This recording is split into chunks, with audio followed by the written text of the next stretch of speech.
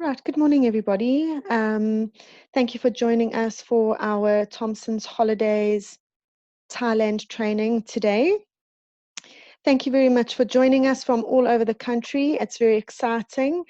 Today we're going to be talking about, I'm going to be touching predominantly on the two main entry points into South Africa, into Thailand from South Africa, which are Bangkok and Phuket predominantly. The reason for that being we unfortunately don't have too much time, more than half an hour, and this beautiful destination has just got so much to offer that we won't be able to cover absolutely everything in just half an hour.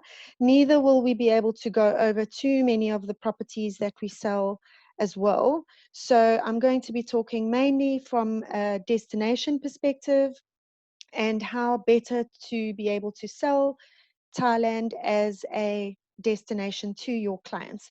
And hopefully after this, you will come out feeling a little bit more confident. If I haven't mentioned before, my name is Mari. I am based in the KZN office. So please do feel free if at any point after the session you have any questions, you're welcome to email me, or you're welcome to email any of our Thompson staff located around the country who will be able to help you with anything you need. Or you can contact our various call centers. They will be able to help you with the destination as a whole and even the various different parts of Thailand that we are not going to cover today. So without further ado, let's get on with the slideshow. So, oh, sorry about that.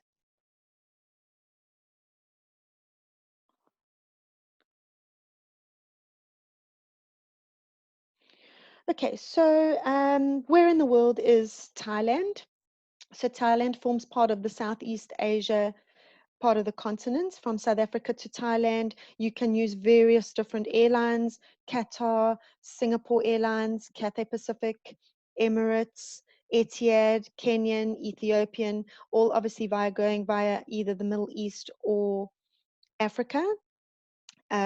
So all of those options are available to clients flying into either Bangkok or Phuket. There are some of those airlines which will fly into the slightly smaller areas such as Krabi and Koh Samui, but not necessarily on a daily basis. Right, looking at a closer map of Thailand. As I said, today we will pretty much only be able to touch on Bangkok and on Phuket, just because of the various different offerings that are available in Thailand. But to give you an idea of the positioning, there is Chiang Mai up at the top, more mountainous areas, lots of rice paddies. Chiang Mai is a really, really lovely shopping destination. A lot of people go to Chiang Mai to buy various different types of silks. There are also so many temples to visit in Chiang Mai. So it's very much more of like your cultural perspective to Thailand. Then if we move down to Bangkok, we do a short drive, which is about 2 hours to Pattaya, which is sort of a more local beachside resort area for the Thai people. A lot of people, it used to be quite a honeymoon haunt for in the past, but now it has become a little bit more well known for its evening entertainment. So I wouldn't suggest that you would send children or adults on honeymoon to Pattaya unless you're going to position them a little bit further outside of the city center. A short flight from Bangkok, you would go to one of the main islands that we unfortunately can't cover today, but is very, very popular, a little bit more expensive than Phuket, and that is Koh Samui, which is also your jump start into Koh Phangan. Koh Phangan is where your full moon parties will take place once a month, the most popular being in December. So I'm sure you'll definitely get clients that will come through to you, sort of your younger crowd that will want to go to Koh Phangan for the full moon parties, which sort of last all night. So then, and then that will also take you to Koh Tao, which is a little bit smaller, a little bit quieter, and a little bit more from a snorkeling perspective. Lots of diving, lots of nice hotels to stay at. So a good option as well if you're looking for something a little bit more quiet than the big Koh Samui. Coming further down, we go to Phuket, as I said. Hopefully, if we have enough time after Phuket, we'll touch on a little bit of Krabi. And then the other two main or popular islands to jump from Phuket to are Phi Phi Island and Koh Lanta. And then Khao Lak is on the mainland, but a short drive from Phuket too. So if, like I say, if we have some time, we'll go over Krabi as well. But for the most part, unfortunately, we won't do PP, but we will touch a little bit on a day tour perspective from there. Right, so from a language position, they obviously speak English quite widely spoken.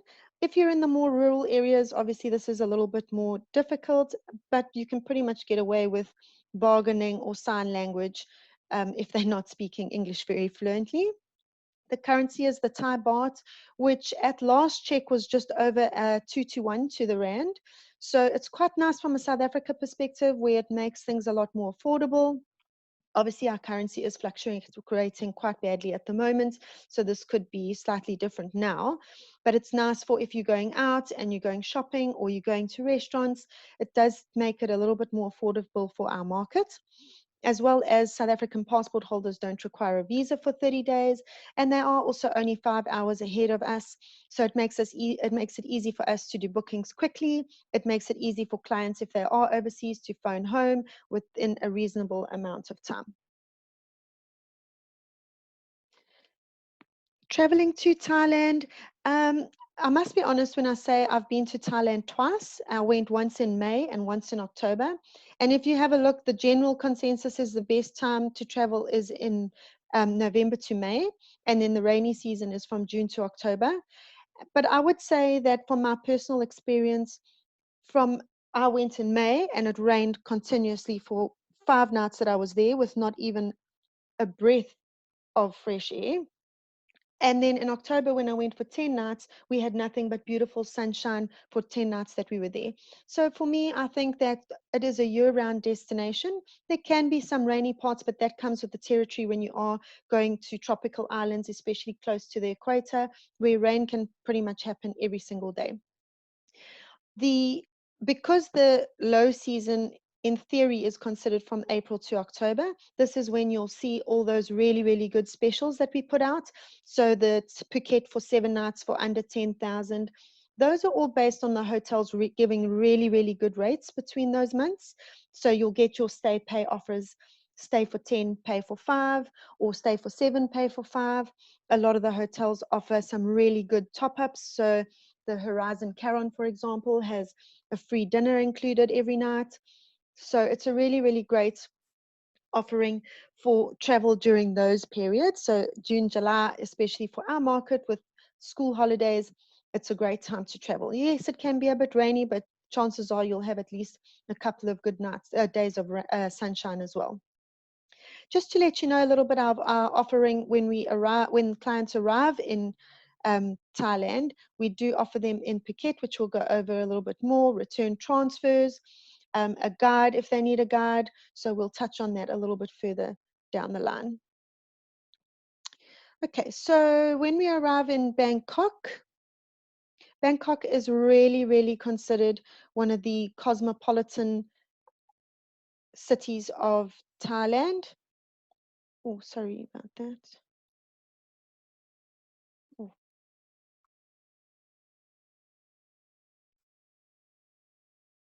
sorry, hold on 1 second for me. Okay, sorry about that. Bangkok is considered one of the most cosmopolitan cities in Southeast Asia, if not Asia in general. It really has so much to offer to clients.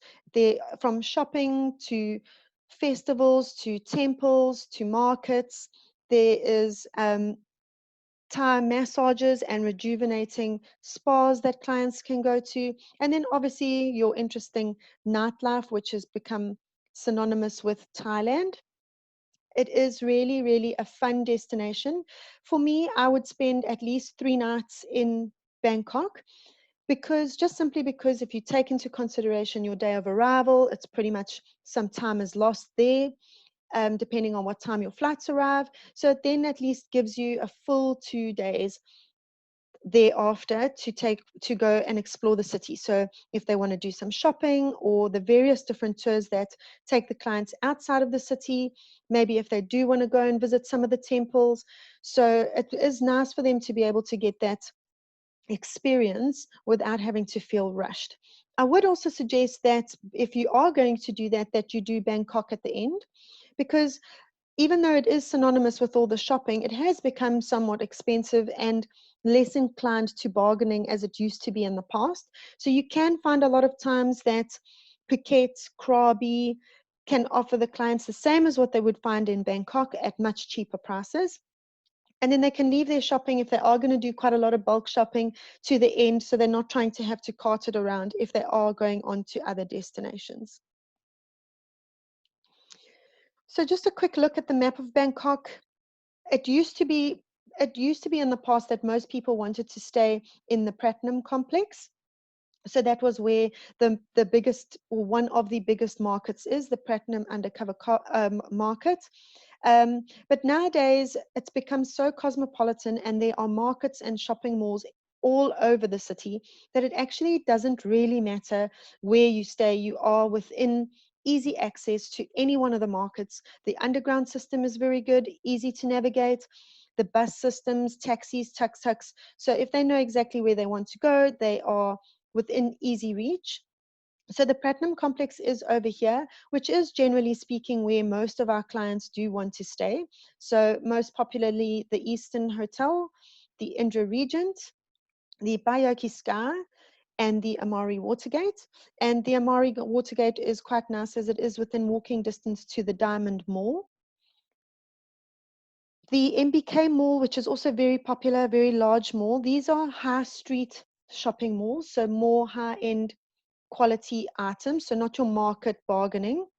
It'll be your name branded items that you would find in the malls. And the Pathum One Princess Hotel is adjacent and connected to the MBK Mall. So it's quite a nice offering if your clients are going to Bangkok just to shop and then coming back home again.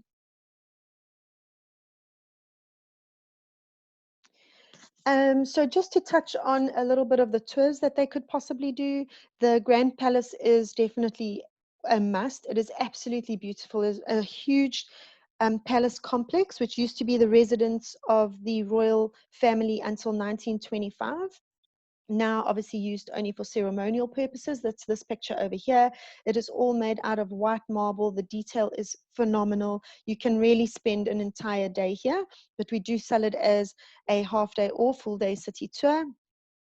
Then there's also the Wat Arun, or the Temple of Dawn, which is this temple over here along the Chao Phraya River, and the Wat Po Temple, which is the oldest and largest temple in Bangkok and has the largest reclining Buddha. At mention of the Chao Phraya River, it is also quite nice if clients are not busy in the evening to go on a cruise on the river. They can do a dinner cruise, which is a really nice way to see the whole city as well, all the lights. So that's something you can offer your clients too.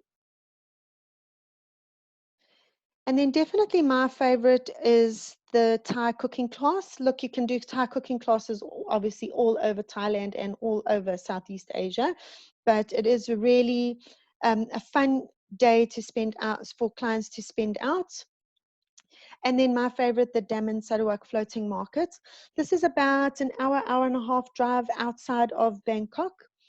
You can choose to combine it with either the River Kwai, which is a famous river. They've even made a movie called The Bridge over River Kwai, which is a famous bridge in the area. And basically what this is, as this picture shows you here, is it's just a different kind of market. So all the locals will come and sell their wares, but on these little boats on the river, and you then get on your own boat and you can go around and buy whatever it is that you want to buy. So just a different take on looking at the markets. And like I said, you can either choose to go back via the River Kwai, or you can go back via the Rose Gardens, which it's a really lovely day out. It's a really nice way to see the countryside. get out of the city, especially if you're there for longer than just the 2 days, and you're happy to spend some time out the city, it's a really wonderful way to really get entrenched in the culture.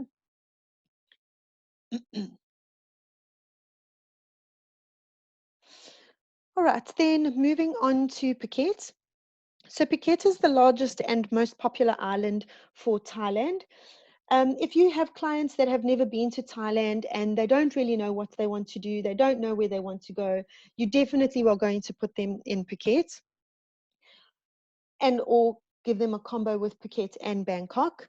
Most people are thinking when they're going to Thailand, they're thinking of the beaches. So again, it's sort of similar to if you were trying to sell Mauritius, and you're looking at it as a destination rather than looking at it from a hotel's perspective. Phuket, you're going to ask clients what kind of client are they? Where are they? What do they want to see? What do they want to do? Are they busy? Do they want lots of commercial evening entertainment? Do they want to be more quiet? Are they on honeymoon? Do they have children? Because this will be how you determine where in Phuket they are going to stay. So as I said, Phuket's down the bottom over here. Short flights from Bangkok, or otherwise most international airlines are now flying into Phuket since they've upgraded their airport. It's fantastic for honeymoons, couples, singles, adventure seekers, groups. We can offer any of these types of clients product in Phuket. There are quite a few different beaches, so that's why I said it is important to decide what kind of client you are consulting with. If they want busy, we've got Patong Beach, quieter, there's Kata and Karon Beach, then there's Nai Han Beach, Mai Khao Beach, and Nai Yang Beach. There's great diving facilities, snorkeling facilities, windsurfing and sailing. So there really is something for everybody when traveling to Phuket. To give you an idea of how the beaches work, so the airport up the top here, and basically it's one long stretch of beach that just changes its name as we go down. So getting onto Patong Beach over here is a lot more commercial. Then Kata and Karon Beach down the bottom, and that goes on to Koh Tanoi, Nai Han, and if you go around the tip, then you get to Rawai Beach. Phuket town is in the center over there. Okay, so the main beach and the most popular beach is Patong Beach. So this is, as I showed you before, sort of located in the middle. This is a little map of Patong Beach. Important to note that the main beach road runs along the front of almost every single hotel on Patong Beach over here. There are no properties that are directly on the beach, and there aren't any real properties that offer beach bungalows. So for clients that are wanting to stay directly on the beach with a beach bungalow that opens up into the sea, it just doesn't happen. And bearing in mind that these beaches are all public beaches. Patong Beach is very busy. It's very, very commercial. It has a lot to offer. There's a lot of fun going on. The main road or street in Patong is the Bangla Road, which is where most of the go-go bars or the nightly entertainment, if you want to call it that, is. Lots of Western restaurants, lots of bars, nightclubs, shopping, and various different forms of entertainment in Bangla Road, discos as well. What's nice is we sell the Patong Resort Hotel, which is located just sort of over here. And that hotel is right on Bangla Road. So for clients that are wanting the hustle and bustle and are wanting to be in the center of everything, but are still wanting something that's a good entry-level 4-star hotel, great offering, neat, clean, tidy. And then they have like a small little alleyway behind the hotel that goes directly into Bangla Road. So it's within easy walking distance for those, especially the younger couples or groups of young friends that want to go out and want to be out all night and don't want to have to worry with trying to travel around, then that's a great offering for them. And then obviously as you go further down, then it gets slightly quieter. The beaches are quite busy, but there are a lot of fun activities that you can do off the beaches. Then just a quick if you go further down from Patong Beach, you come down to Caron and Carter Beach. So Caron and Carter Beach, you're going to, when asking your clients what it is that they're looking for, if they're wanting something more quiet, or they've got children that they're not wanting necessarily exposed to some of the evening entertainment that happens in Thailand, or they're wanting something that's more, say, resort style, then you're going to put them in a Carter and Caron Beach area. There is still definitely an evening entertainment, restaurants, bars, but it's a lot quieter, and it's still within easy reach to Patong Beach, so around 20 minutes by tuk-tuk. And what's nice is that the tuk-tuks are negotiable in price too. So if you have a group, it's really, really cheap. You can land up paying like 50 Rand, 40 Rand or whatever it is for a tuk-tuk to Patong for the evening, and then come back to where it's slightly quieter. So some really good offerings on hotels. This has also got a main road that runs along the full stretch of the beach. So most hotels, there are a few that aren't, but most hotels are across the road from the beach. You can see that there's one or two that are directly on the beach, which is nice, but then those do tend to obviously be slightly more expensive than your average, 3-4 star property that you would get across the road from the beach. So some of the tours that you would do from Phuket, as I touched on before, on arrival in Phuket, we have a great ground handler who offers our clients a free city tour or complimentary city tour. So basically what this is that on arrival, the clients can discuss with their driver when they would like to go and have a little bit of a tour around the city. It's not a guided tour, so they're not being told this is that and like a proper seating coach tour, but it sort of orientates them around Phuket as a whole, where the different attractions are, how to get to the different beaches, where some of the shopping is, where Bungalow Road is if they're not staying in Bungalow Road. So that's all complimentary, and they can choose with their driver on what day they want to have that done. So on arrival, that's a nice upsell for your clients. And then just to touch on some of the tours that we offer, because we're not speaking about PP today, PP Island is very popular. It is really, really beautiful. It's not as commercial as Phuket. It is a short, either 45-minute speedboat or 90-minute ferry from Phuket, or it's slightly quicker to get there from Krabi and slightly cheaper to get there from Krabi too, which we'll discuss later on. And it's a really, if you're not going, it is quite an expensive destination to stay at. If your clients are wanting to overnight, it's definitely up a notch, quite a lot from a Phuket price, where so often clients will opt to take the full day PP Island tour, where we pick them up from their hotel, they go out, they spend the full day at PP Island, they get a Thai buffet lunch at the seaside restaurant, there's snorkeling, they get some time to spend on the island, they get to experience the ferry to and from, and then we take them back to their hotel in the late afternoon. So that's a really, really good offering if your clients are on a little bit more of a budget, but are still wanting to do that, have that island hopping experience. The same can be said for the Similan Islands by speedboat. They are some of the best um, diving areas that they have and snorkeling sites. So again, you can do this as a day tour, beautiful sandy beaches, lovely scenery, and you don't have to spend that fortune on spending overnight accommodation in those areas. Then we do offer a quick Phuket city tour if clients are wanting a more guided tour of the Phuket town, as well as the different temples and sacred locations that they do have in and around Phuket. There's the big Buddha, which is the largest white marble Buddha on top of the highest hill in Phuket, that one over there, which is the Caron viewpoint.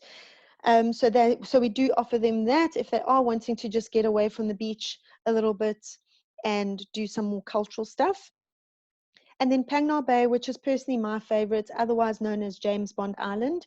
To me, this is a nicer day outing if like over and above PP, just because it's a little bit less commercial and a little bit more inclined towards the cultural and the cultural, the vegetation, and the beautiful the views that you get from Pangnar Bay. So these limestone cliffs that jut out of the sea, you can take a canoe out and ride around them, or paddle around them, sorry. It really, really is absolutely stunning. And again, you have your lunch, you can appreciate the scenery, the fauna and flora, and then go back to the hotel and go back to your hotel.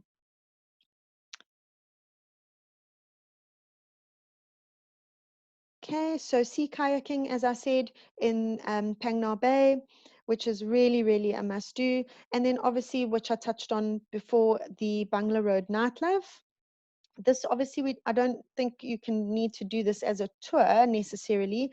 It is an evening of entertainment. So there's lots of lady boys, exotic girls, enchanted westerners, as it says. There's a lot of different characters that you can find on this stretch of road in the evening, especially. So it definitely, if you've never done it before, then it is something to maybe try once. um, and then, so clients sometimes that have been there before maybe don't want to do that again or go out again in that area. You can put them in other areas further down, like Kata and Caron Beach.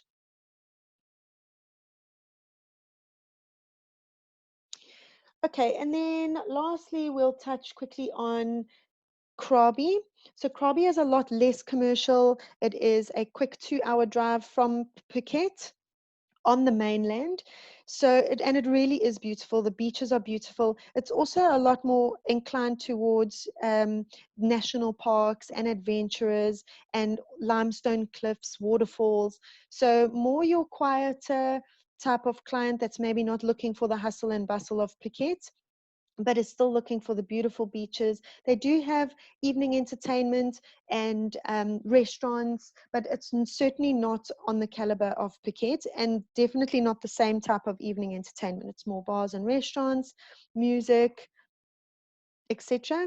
There are trekking and rock climbing areas that you can go to. So it really is absolutely stunning. Lots of hotels that are located more on the beach.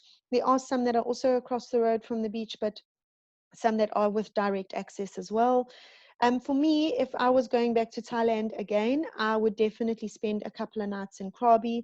So it's really a nice combo if your clients are wanting to do island hopping, maybe a couple of nights in Phuket, maybe a couple of nights in Krabi, and end off with some time in Bangkok if they're wanting to do some shopping. So they are getting that hustle and bustle of Phuket, and then still getting a little bit of that more quieter, more relaxing time in Krabi as well. We have some beautiful hotels in this area too.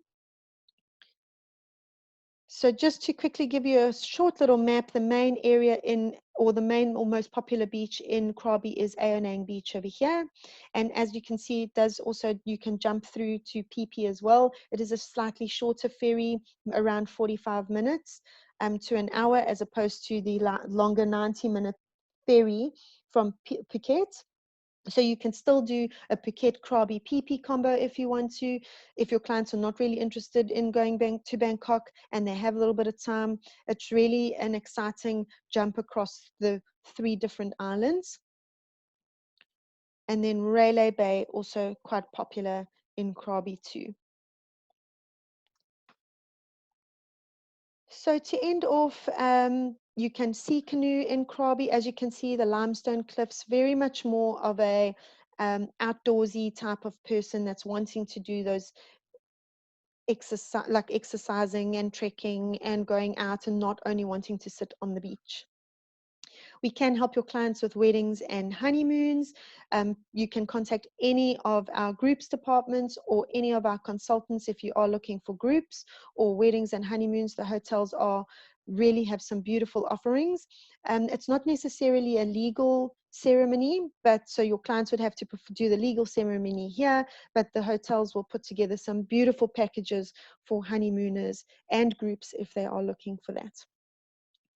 So I hope that helped you get a better idea of the different parts of Thailand. We certainly didn't cover anything in depth, unfortunately, with only 30 minutes.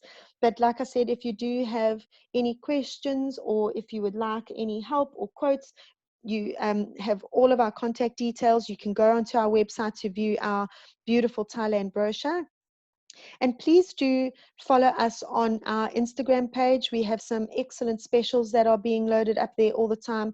I know that things are a little bit difficult at the moment in the travel industry, but hopefully within the next couple of months it will pick up, and then we'll have some beautiful offers on there for you, as well as some beautiful pictures that you're able to show your clients. So please do go onto our Instagram page and follow us. We would really appreciate it. And yes, thank you very much for joining me. Thank you very much for your time. And I really do hope that you have a great day further. Thank you. Bye. Bye. Hi, Marie. Thank you.